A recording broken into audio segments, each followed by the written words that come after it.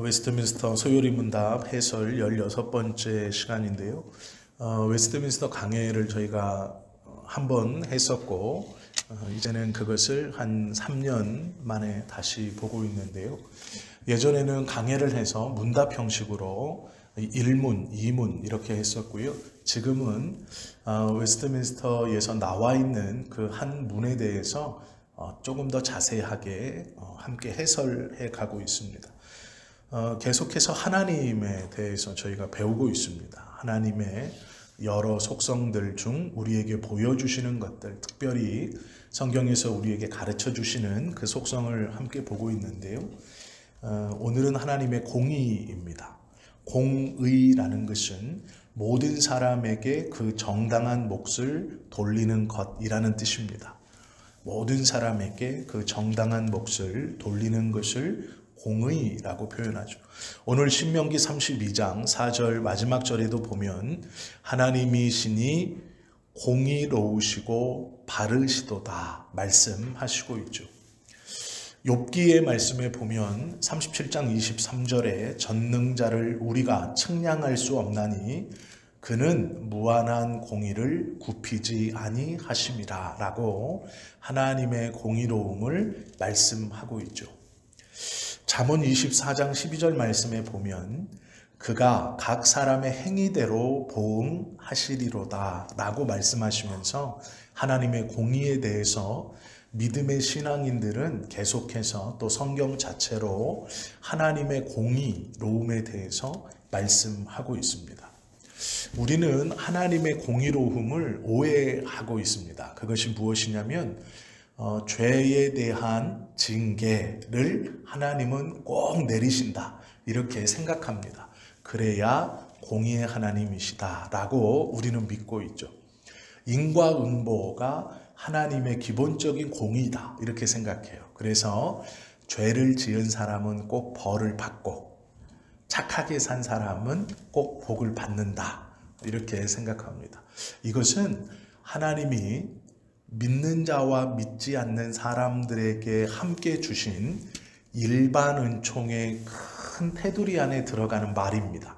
이게 무슨 말이냐면 나쁜 짓을 하면 벌을 받고 착한 일을 하면 복을 받는다. 이것은 특별 은총을 받은 우리 믿는 사람들과 이 특별 은총을 받지 못한 아직 믿지 않는 모든 사람들에게 함께 주어진 어떤 부분에 있어서의 통용되는 말입니다.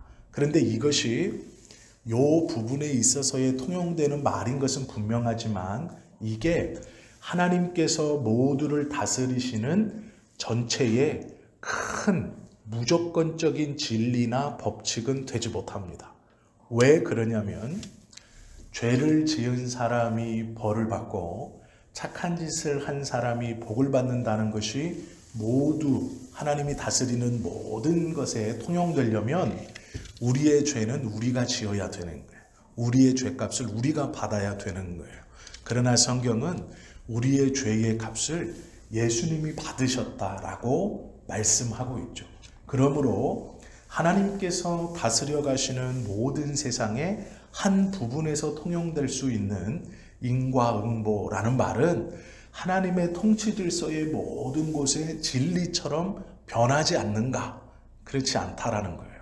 그러나 우리는 이 일정 부분에서 통용될 수 있는 이 말을 하나님이 다스리시는 모든 세계에 끌고 들어와서 모든 세계가 이 말이 통용되는 것처럼 자꾸 믿으려고 해요. 그래서 너 죄지니까 그렇게 벌 받는 거야 라고 생각하고 네가 지금 이런 건 하나님 앞에 어떤 큰 잘못을 했기 때문에 이 벌을 받고 있는 거야. 자꾸 이렇게 권면하는 거예요. 틀린 말은 아닙니다. 왜 틀린 말은 아니냐? 하나님이 다스리시는 어떠한 세계에서 어느 부분에서는 맞는 얘기예요. 그러나 이걸 하나님이 통치하시는 모든 곳에서 통용되는 진리다? 틀린 말입니다. 욥의 경우가 대표적인 케이스입니다. 욥이 하나님 앞에 징계를 받자 세 친구들이 찾아왔어요. 이 세 친구들이 하나같이 하는 말이 그런 말입니다. 네가 하나님 몰래, 아니 정확히는 우리 모르게 다른 사람 모르게 하나님 앞에 죄를 범했기 때문에 지금 이런 결과를 당하는 거야. 이렇게 욥에게 계속 얘기해요. 욥은 반박합니다. 아니다. 나는 사람들 앞에서나 너희들 앞에서나 하나님 앞에서도 죄가 될 만한 것을 한 적이 없다. 내가 하나님 앞에서 신실하게 행했다는 것을 하나님은 알고 계실 것이다. 그러니 이 세 친구들 중에 가장 지혜롭다는 세 번째 친구도 똑같은 말을 해요. 아니야, 욥아. 그럴 리가 없다. 하나님은 애매히 고난 주시는 분이 아니다. 네가 무엇인가 죄를 범했기 때문에 그 죄에 대한 지금 결과를 당하고 있는 것이다. 욥은 끝까지 그것을 인정하지 못해요. 교만해서가 아닙니다. 자기가 자신의 삶을 돌아보면서 하나님 앞에 굉장히 신실하게 살려고 노력했던 사람이기 때문에 그래요. 일반적으로 알고 계시면 좋을 정보를 하나 알려드릴까요? 욥이 어느 시대 사람이냐면 아브라함 시대 사람이에요. 놀랍지 않으세요? 욥이 아브라함 시대의 사람이에요. 그러면 하나님이 아브라함을 선택해서 부르실 때 벌써 욥은 하나님과 동행하고 하나님이 인정하시는 믿음을 가지고 있었던 사람. 놀랍죠? 욥이 아브라함 시대의 사람이야. 그런데 그 욥이 하나님 앞에서 순결하고 정직하게 행하고 그 욥이 애매히 고난 당하면서 하나님께서 무엇인가를 말씀하려고 해요. 그게 무엇일까요? 인과응보가 아니라는 거예요. 이건 어디에서는 통용되는 말이에요. 그러나 그것이 하나님의 모든 피조세계에서 통용되는 진리와 같은 말은 아니에요. 인과응보가 진리라면 우리의 죄값은 우리가 졌어야 돼요. 그러나 하나님은 예수님을 통해서 우리의 죄값을 대신 지셨죠. 인과응보가 아니에요. 그러면 하나님의 공의를 어떻게 말할 수 있느냐? 우리가 성경 구절을 조금씩 찾아봐도 아니 자세하게 들여다보지 않아도 우리의 구원만 살펴봐도 우리의 죄값을 예수님이 대신 지고 돌아가셨는데 그러면 이 하나님이 공의로운 사람이냐? 공의로운 분이시냐? 그거에 대한 질문이나 그거에 대한 의문을 당연히 품을 수밖에 없습니다. 그런데 성경은요, 하나님은 공의로우시다 선언하고 있습니다. 그 이유가 뭘까? 그것을 좀 보려고 합니다. 하나님은 공의로우실 수밖에 없어요. 왜 그러냐면 공의의 기준이 그분이시기 때문이에요. 공의라는 말의 정의의 기준, 출발, 그것이 하나님이시기 때문이에요. 그래서 하나님은 공의로우실 수밖에 없어요. 하나님의 뜻은 공의의 잣대예요. 하나님이 이것이 공의다라고 말하면 그것이 공의입니다. 왜 그런지 우리가 이것을 조금 설명을 듣고 이해를 하셔야 돼요. 그런데 이 이해를 하실 때 우리가 생각하는 선입견을 미리 갖고 있었던 선입견을 조금 내려놓고 생각하셔야 돼요. 제가 설명을 드릴게요. 창세기 1장 1절 말씀에 보면 하나님께서 세상을 창조하심을 이렇게 말해요. 태초에 하나님이 천지를 창조하시니라. 땅이 혼돈하고 공허하며 흑암이 깊음 위에 있고 하나님의 영은 수면 위에 운행하시니라 라고 말하면서 하나님이 이르시되 말씀하셨어요. 빛이 있으라 하시니 빛이 있었고 이렇게 시작되는 창조의 세계가 있습니다. 그리고 이 창조를 다 끝내시고 나서 사람을 만드시죠. 그리고 그 사람의 코에 생기를 불어넣으니 사람이 생명이 됐어요. 이 창조의 이야기는 다 아시죠? 이 창조의 이야기를 새롭게 보셔야 돼요. 새롭게 본다는 얘기는 뭐냐?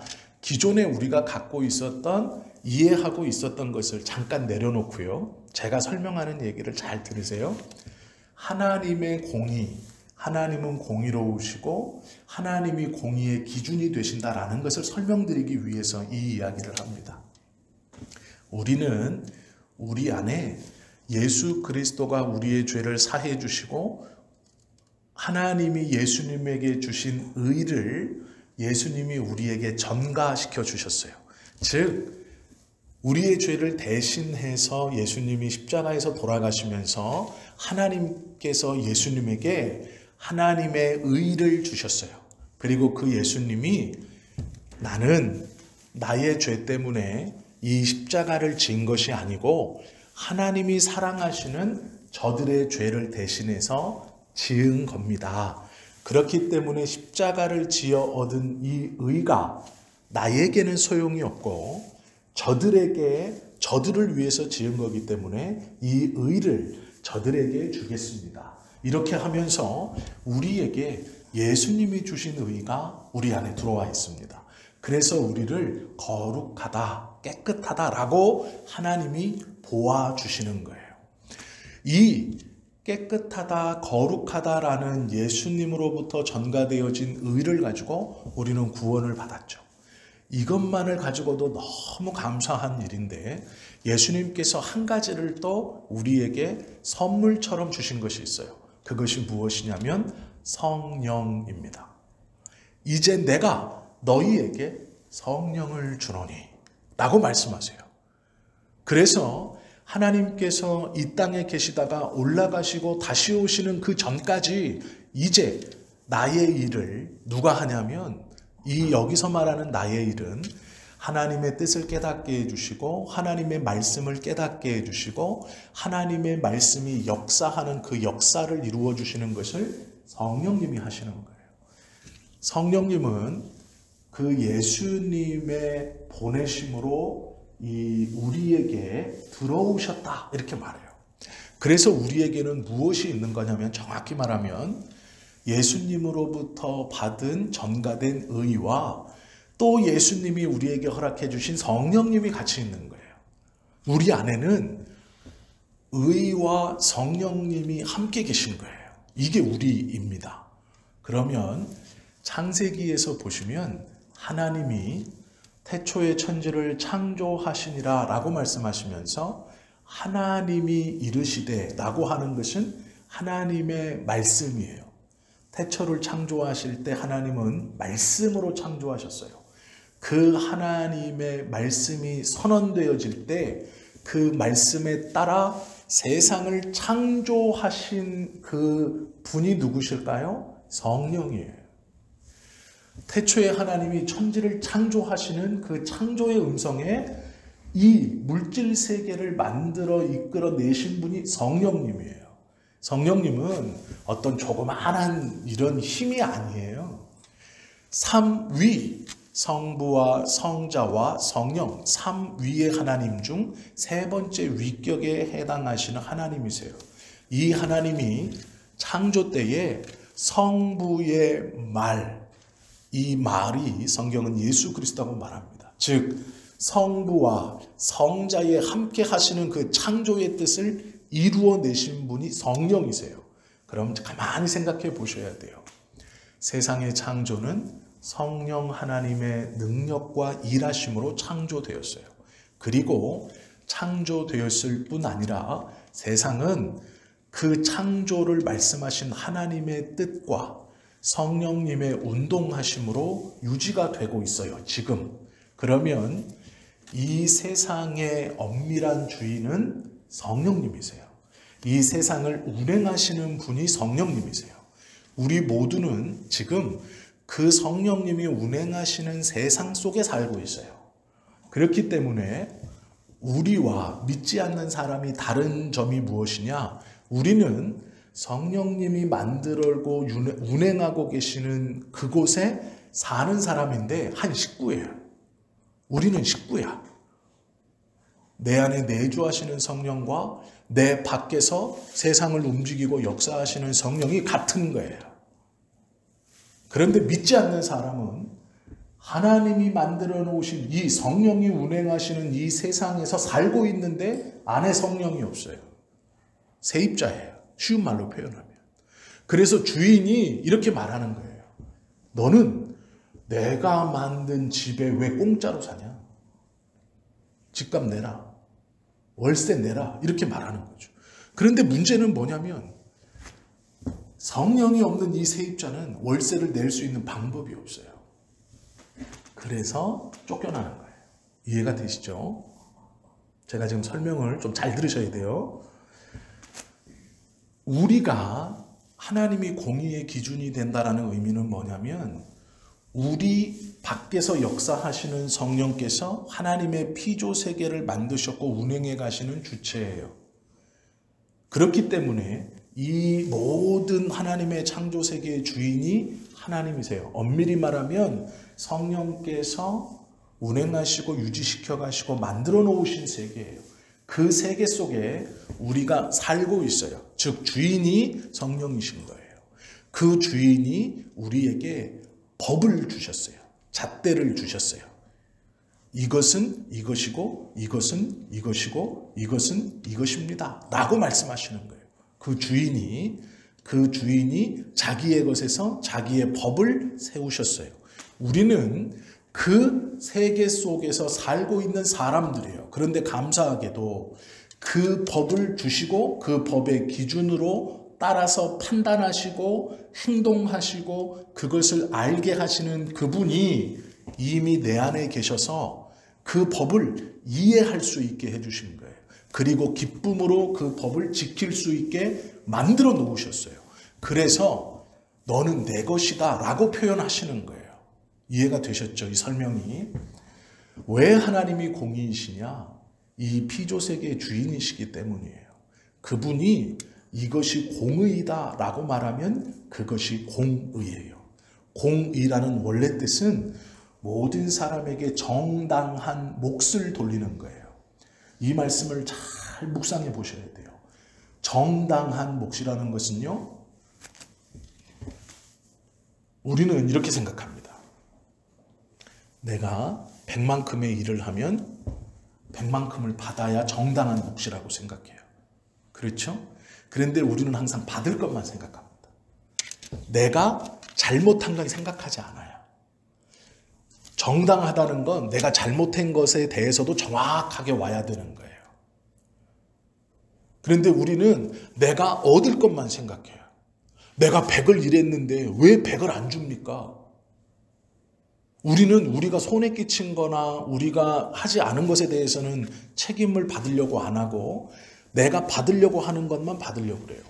이 정당한 몫이라는 건 주는 사람이 정하는 거예요. 정당하다는 주는 사람의 몫이에요. 받는 사람의 몫이 절대 아닙니다. 다 아시는 것처럼 신약에 보면 예수님이요, 은혜에 대해서 뭐라고 설명하냐면 이렇게 설명합니다. 아침에 큰 포도농장을 가지고 있는 주인이 시장에 나가봤더니 아침 9시경에 나가봤더니 일자리를 못 구해서 놀고 있는 사람들이 있는 거예요. 그래서 그 사람들에게 말합니다. 내 포도밭에 가서 일을 해라. 그 사람들이 고맙다고 가서 일을 해요. 점심 먹고 나가서 1시쯤에 봤더니 사람들이 또 놀고 있는 거예요. 너희는 왜 놀고 있느냐? 우리에게 일자리를 줄 사람이 없어서 기다리고 있습니다. 그럼 내 포도밭에 가서 일해라. 그리고 한 3시쯤에 또 갔더니 또 사람들이 놀고 있는 거예요. 너희는 왜 놀고 있느냐? 아무도 우리를 고용해 주지 않습니다. 그래? 내 포도밭에 가서 일해라. 5시가 됐습니다. 이제 정산할 때가 됐어요. 그래서 3시에 들어온 사람 오세요. 그리고 이제 한 달 하나 동전 한 입씩 주니까 1시에 온 사람하고 9시에 온 사람은 야, 운이 좋았다. 저 3시에 온 사람 1시간, 2시간 일하고 하루 품삯 받으면 우리는 이틀치, 3일치 받겠네. 그랬는데 오후 1시에 온 사람도 하나씩 주고 오전에 온 사람도 하나씩 주는 거예요. 그러니까 오전에 온 사람이 물어봐요. 이거 불공평합니다. 불공평합니다. 저 사람도 하나 주고 저 사람도 하나 주고 우리도 하나 주고 이건 불공평합니다. 이렇게 얘기해요. 그때 뭐라 그래요? 뭐가 불공평하냐? 뭐가 불공평하냐 물으세요. 뭐가 불공평하냐? 이 말이 뭐냐면요, 포도밭도 내 거고 일도 내가 시켰고 세경도 내가 주는 거야. 내가 너희들에게 부족하게 주었느냐라는 거죠. 원래요, 이스라엘의 이 포도 일은 새벽부터 하는 거예요. 우리로 말하면 새벽 6시부터. 근데 이 사람들은 9시에 나왔어요. 이게 뭐냐면 벌써 새벽 6시 전에 일꾼들을 다 뽑아가요. 이 게으른 사람들이에요. 그러니까 그날의 세경을 벌 수 있는 자격, 출발이 안 된 사람들인데 그 사람들은 9시에 불렀건 1시에 불렀건 3시에 불렀건 그 불어주심이 은혜인 거예요. 그런데 뭐라 그러냐? 불공평하다 그래요. 불공평하다고. 자기가 새벽 5시, 새벽 4시에 나와서 줄 서서 기다리거나 이러지 않았다는 건 생각하지 못해요. 내가 9시부터 일하지 않았습니까? 저는 3시부터만 일했는데 왜 똑같이 줍니까? 불공평합니다. 이 불공평하다는 거예요. 정당한 몫이라는 건 내가 말하는 내 몫이 아니에요. 성경에서는. 주시는 분이 주시는 것이 정당한 몫이에요. 우리에게 무엇을 주시는 분이 그분이 정당하다 하면 그것이 정당한 거예요. 이게 공의예요. 그래서 하나님이 공의라고 말할 때 하나님이 주시기 때문에 하나님만이 공의로우신 거예요. 그분이 어떻게 주는 것은 공의의 판단 기준이 안 됩니다. 무엇을 주시는 것도 공의의 판단 기준이 안 돼요. 받는 자의 입장에서 주시는 분이 공의인 거예요. 그래서 하나님이 공의로우시다. 공의의 기준이다. 이렇게 말씀하셔요. 그런데 성경은 꼭 하나를 더 붙여요. 그게 뭐냐면 하나님은 우리에게 좋은 것을 주신다. 이렇게 말씀해요. 그 공의가 절대로 나쁘지 않다. 우리는 하나님의 공의에 대해서 착각하고 잘못 생각하고 있는 게 뭐냐면 하나님의 공의는 인간이나 천사나 그분께 감안하거나 그 행위의 이유를 밝히라고 요구할 수 없는 거예요. 베푸시는 분이시기 때문에 그래요. 그런데 받는 자가 옆에서 보는 자가 왜 그렇게 하십니까? 라고 말할 수 없는 것이 하나님의 공의예요. 이것이 하나님의 절대적인 하나님만이 가질 수 있는 겁니다. 이것을 우리는 자주 헷갈리고 침범해요. 그래서 하나님께 기도할 때도 하나님 나는 왜 이것을 안 주십니까? 이렇게 기도하죠. 하나님 내가 이만큼 열심히 했는데 왜 나는 이것밖에 누리지 못합니까? 왜 나의 삶이 이렇게 됩니까? 라고 자꾸 잘못 기도하고 있어요. 하나님의 공의는 주시는 분이 나에게 주시는 거기 때문에 그분의 공의지 내가 판단해서 이렇습니다. 왜 이렇습니까? 라고 하지 못하는 거예요. 그런데 우리가 잘못된 생각으로 그 하나님께 왜 그렇습니까? 라고 자꾸 묻고 있는 거예요. 천사도 물을 수 없는데 죄 가운데 있는 사람이 묻는다 하여서 하나님이 그것 때문에 하나님의 주심이 바뀌지 않아요. 이건 잘못 생각하고 있는 것이죠. 하나님의 공의는 이 땅에서 크게 두 가지로 나타납니다. 하나는 상이고 하나는 벌이에요. 그러면 우리는 믿고 있는 게 있어요. 상은 의인이 받는 거고 벌은 악인이 받는 거라고. 맞아요. 성경은 그렇게 얘기하십니다. 시편 58편 11절에 보면 진실로 의인에게 갚음이 있고 의인에게 하나님이 갚아주시는 거예요. 주시는 것. 이게 공의이거든요. 그리고 성도의 봉사를 헛되지 않게 하실 것이고 라고 분명히 말씀하고 있어요. 하나님은 성도의 기도와 눈물을 보상하신다 라고 선언하고 있어요. 주신다. 그것에 대해서. 그런데 하나가 더 있어요. 히브리서 6장 10절에 보면 하나님이 불의치 아니하사 너희 행위와 그의 이름을 위하여 나타낸 사랑으로 이미 성도를 섬긴 것과 이제도 섬기는 것을 잊어버리지 아니하시리라. 하나님은 우리의 삶에 처음부터 지금까지 섬기셨고 앞으로도 섬기시는 것을 잊지 않겠다. 이렇게 말씀하시는 거거든요. 이 말이 뭐냐면 지금 나의 삶이 내가 보기에 하나님의 공의와 어그러지. 하나님 나는 100을 했는데 왜 내 삶이 이 30, 40에서 머물러 있나요? 왜 이렇게 슬프고 아프고 힘든 일이 당하나요? 하나님 나에게서 왜 얼굴을 돌리시나요? 라고 볼 수 있어요. 그러니까 그렇지 않다는 거예요.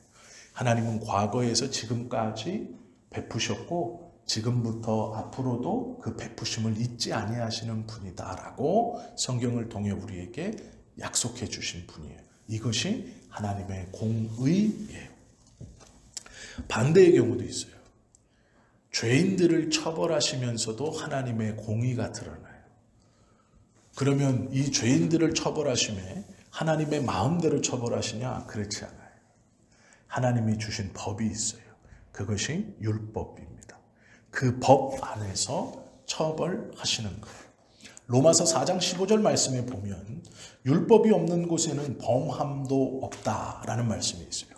악인들을 처벌하실 때 하나님은 그냥 막 하시는 게 아니고 하나님의 법 안에서 정확하게 공의롭게 처벌하시는 거예요.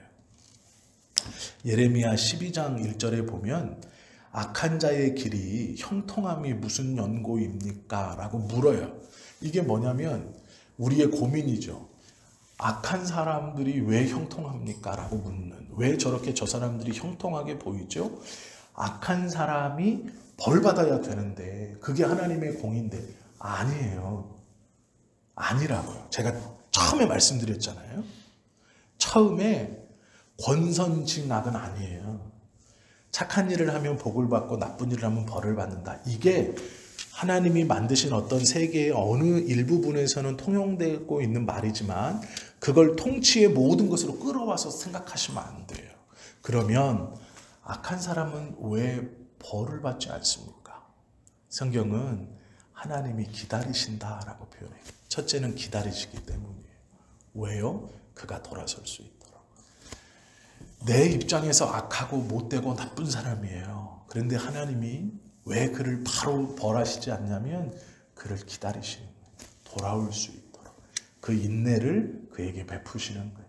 그것이 먼저라고 얘기하시고 두 번째는 더 큰 것을 준비하시기 때문이에요. 이게 뭐냐면 악을 징치하시는데 하나님이요. 그냥 살짝 하시는 게 아니라 그 인내를 하다가 결국 끝에는 제단에 숯불을 쌓아서 더 뜨겁게 하듯이 큰 것을 준비하시기 때문이라고 성경은 말씀하고 있어요. 그리고 우리가 이제 하나 잊어버리면 안 되는 것이 악한 것을 통하여 하나님의 일을 이루어 가시기도 하시는 분이 하나님이세요. 스가랴 말씀에 보면 다리오라는 왕이 나와요. 우리가 다 알고 있는 고레스, 다리오 이런 왕들의 이름이 나오는데요. 스가랴 1장 7절 말씀에 보면 이런 말이 있어요.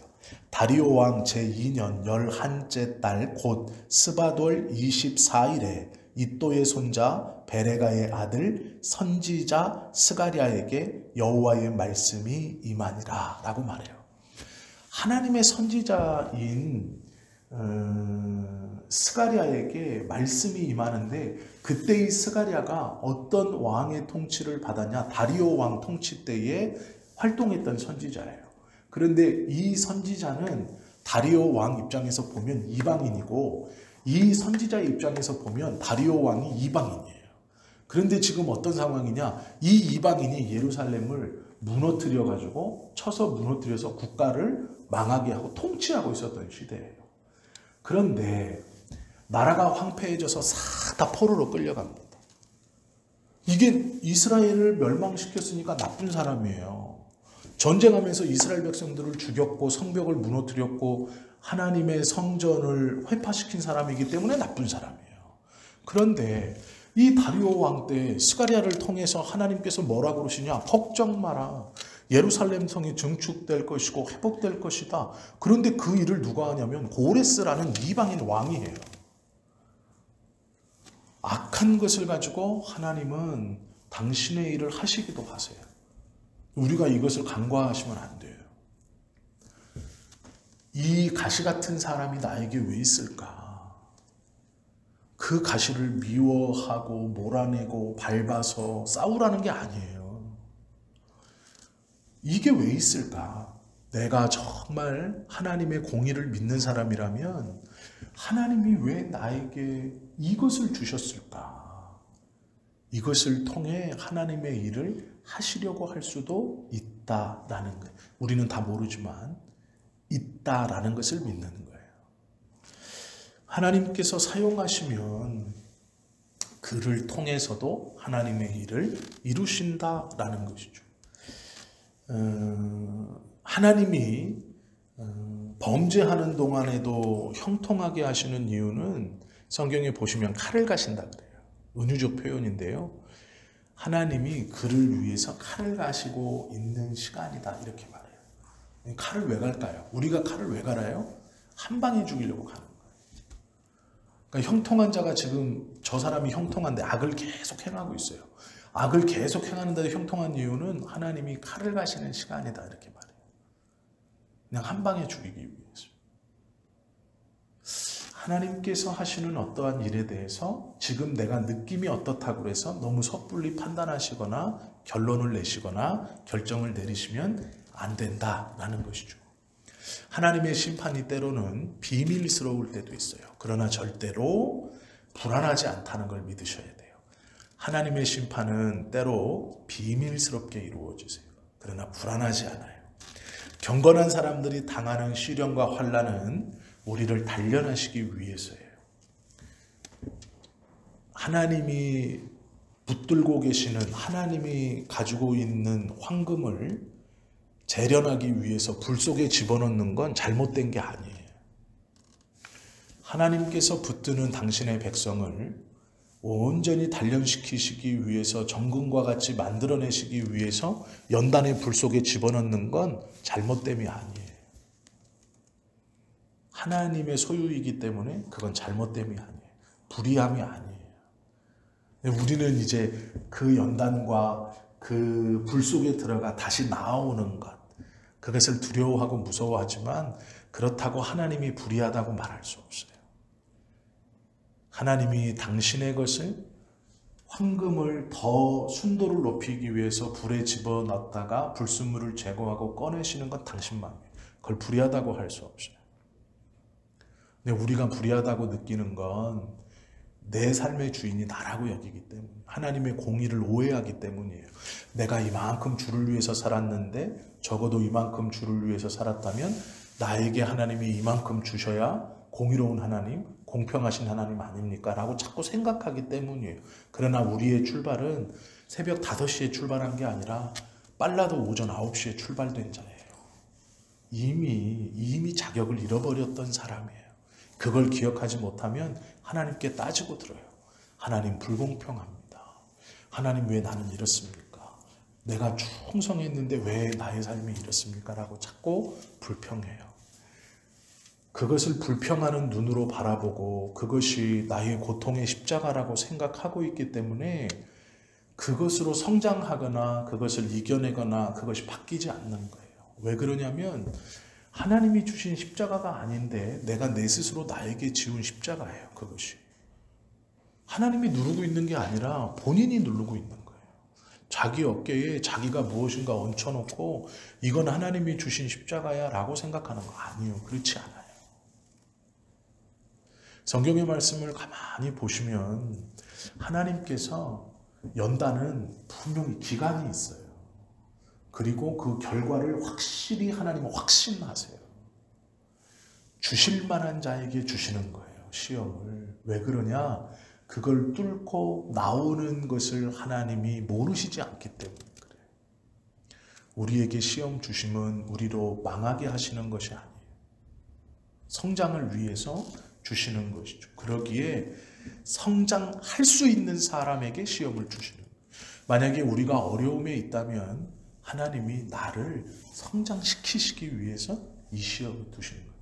내가 이것 때문에 무너지고 쓰러져 물러나고 회피할 자가 아니라는 걸 알고 계시기 때문에, 성장을 확신하시기 때문에 어려움 가운데 주시는 거예요. 이것을 붙드는 것이 믿음이고 이것이 하나님의 공의예요. 로마서 9장 14절 말씀에 보면 하나님께 불의가 있느뇨? 그럴 수 없다 이렇게 말해요. 분명히 하나님은 공의로우신 분이다 선언하신 거죠. 욥기 8장 3절에 보아도 전능하신 이가 어찌 공의를 굽게 하시겠는가 라고 말해요. 피조물은 절대로 하나님께 무엇을 하시려 하십니까? 라고 물을 수 없어요. 하나님 왜 이러십니까? 라고 물을 수 없어요. 모세가 물었습니다. 떨기나무 아래서 하나님 내가 무엇을 해야 합니까? 할 수 있습니까? 하지 못하겠습니다. 그럴 때 하나님의 말씀이 나는 여호와다 라는 말씀밖에 없어요. 나는 여호와다. 라고 말씀하세요. 그것을 설명하실 필요가 없는 분이 하나님이세요. 우리는 자꾸 물으려고 그래요. 하나님의 뜻은 묻는 게 아니고요. 믿는 거예요. 하나님의 뜻을 물어 아는 게 아니고 믿어서 깨닫는 거예요. 말씀은 하나님과 대다수 세상 사람들의 차이점이 있어요. 세상의 사람들은 재판이 벌어지면 나하고 친한 사람, 그래서 팔은 안으로 굽는다라고 말씀하죠. 하나님은 그렇지 않다라고 말씀하세요. 사람들은 성경에 보면 저울추를 속인다, 손에 거짓 저울을 가지고 있다라고 호세아서 12장에 말씀하고 있어요. 이것이 세상이다. 그러나 하나님은 공평하시다. 그 저울추가 공평하다. 이렇게 말씀하고 있고요. 우리가 이 땅에 살면서 하나님께서 우리에게 주시는 이 공의에 대한 말씀 중 대표적인 게 있어요. 그게 무엇이냐면 마태복음 7장 12절 말씀이에요. 대접받고 싶어 하는 대로 남을 대접하라 라는 말씀이에요. 이게 하나님의 공의에 대한 대표적인 말씀이에요. 무엇이든지 남에게 대접을 받고자 하는 대로 너희도 남을 대접하라. 그대로 해주시겠다라는 것이죠. 하나님이 의로우시다면 심판의 날 분명히 우리가 승리할 거예요. 이것을 또 믿으며 살아가는 것이죠.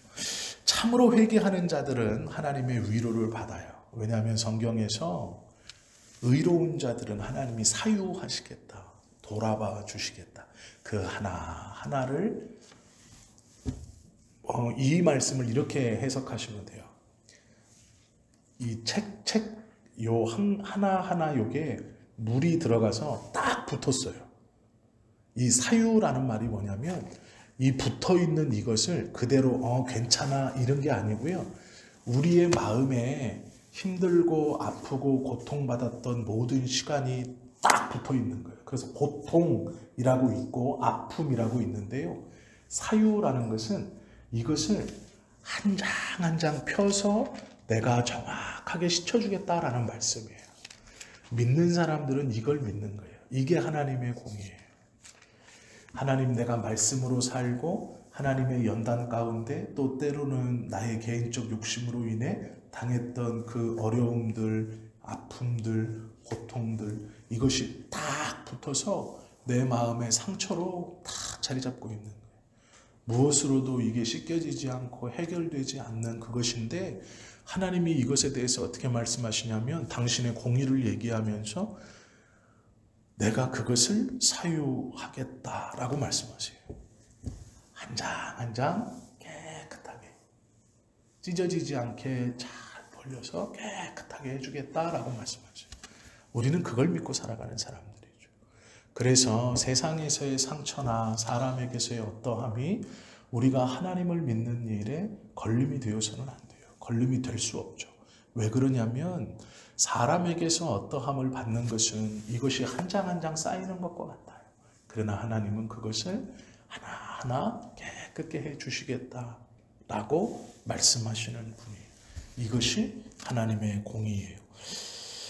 요한일서 1장 9절에 우리가 매주 말씀하시는 것을 우리가 고백하면 이렇게 약속해 주시죠. 만일 우리가 우리 죄를 자백하면 저는 미쁘시고 의로우사 우리 죄를 사하신다 라고 말해요.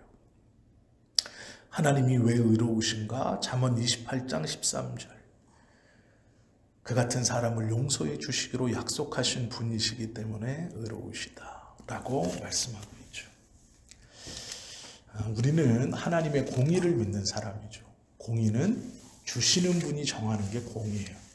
이 세상을 창조하시고 창조하실 때에 하나님의 말씀을 이루어내신 성령의 능력과 성령님의 운동하심으로 지금 이 세상이 유지되고 있어요.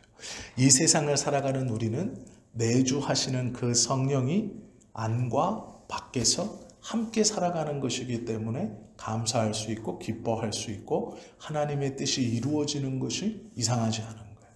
그러나 세상의 사람은 하나님이 창조하신 성령이 운행하시고 주인이신 이 땅에 성령님 없이 살기 때문에 하나님께서 책임을 묻는 거예요. 너는 왜 내 집에 살면서 공짜로 사냐? 너는 왜 내 집에 살면서 나를 믿지 않고 살아가느냐라고 말하는 이것이 죄예요. 하나님이 창조하시고 하나님이 운행하시는 그 세계에 자기가 살겠다고 서 있는 거기 때문에 죄인이라고 말씀하시는 거예요. 그리고 하나님께서 이루어 놓으신 법에 대해 그 자체가 거스르는 거예요. 하나님의 공의를 믿지 못하면 자기 자신이 세상에서 혼자 살 수 있다고 생각하죠. 그러나 살아가는 그것이 하나님의 땅에서 하나님 없이 살아가는 그것이 죄라는 거예요. 이스라엘 백성들이 하나님께서 약속해 놓으신 가나안 땅에 살면서 사사기를 보시다 보면 하나님 없이 살아요. 그때 하나님이 징계하세요. 왜요? 내 땅에 살면서 나 없이 살거든요. 그것을 죄라고 말씀하죠. 내 땅에 살면서 나 없이 사는 것을 죄라고 그래요. 하나님의 창조 세계에 살면서 하나님 없이 살아가는 모든 사람들이 죄예요. 그러기에 그들이 아무리 선한 일을 하고 착한 일을 해도 죄예요. 하나님의 땅에서 살기 때문에 그래요. 그러면 이 세상 어디도 하나님의 땅이 아닌 곳이 어디 있어요? 하나님의 세계가 아닌 곳이 어디 있어요? 없어요. 그러니까 결국은 하나님이 없어야 이 세상의 주인이 없어야 자기 마음대로 살아도 책임을 물을 사람이 없기 때문에 그들은 하나님이 없다고 하는 거예요.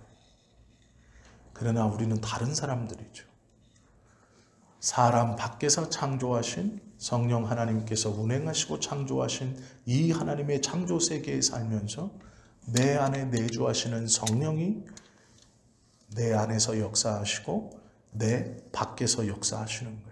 그러기에 이 땅이 우리에게 하나님을 찬송케 하는 땅이고 하나님의 뜻을 이루어갈 수 있는 땅이고 하나님의 뜻을 알아갈 수 있는 땅이에요. 그래서 하나님의 창조 세계를 등지고 혼자서 어디로 간다는 건 어리석은 짓이에요. 믿는 자는 하나님이 보내주신 그곳에서 사는 거예요. 자기가 혼자 어떤 큰 것을 이루겠다라고 산속에 가거나 어디에 가서 사람이 없는 곳에 모은 데가 어디 가서 내 신앙을 지키며 살겠다. 어리석은 짓입니다. 그것은 하나님의 말씀과 하나님께서 원하시는 믿음을 잘못 오해하고 있으면 그렇게 반응하는 거예요. 우리가 하나님의 공의를 믿는 사람들이고 하나님은 공의로우시다라는 성경의 말씀을 붙들고 살아가는 사람들이죠. 오늘 우리가 내 안에서 역사하시는 성령과 내 밖에서 지금 이 세계를 운행하시는 성령이 운행하시는 이곳에 사는 우리는 그러므로 하나님을 더욱더 사랑하고 믿고 감사하고 기뻐할 수 있는 조건이 되는 거예요. 하나님의 피조 세계에 살면서 하나님 성령 없이 살아가는 저 사람들은 하나님을 거스르기 때문에 우리에게도 거스름이고 우리에게도 아픔이고 우리에게도 고통을 주는 게 당연해요. 그것을 가지고 하나님께 불공평하시다고 말하시면 안 돼요. 하나님이 때로는 그들을 통해 역사하시고 때로는 그들에게 회개할 수 있는 기회를 주시기 위하여 기다리고 계실 수 있는 것이고 때로는 그들에게 칼을 갈고 있는 시간일지도 모른다라는 거예요. 그것을 믿는 것이 하나님을 온전히 믿고 있는 우리들의 믿음이고 우리들의 신앙의 고백이죠. 그것이 성경의 말씀이고 우리가 하나님에 대해서 오해하면 안 되는 하나님의 공의입니다. 이 은혜를 받을 수 있기를 예수님의 이름으로 축원합니다. 기도 드립니다.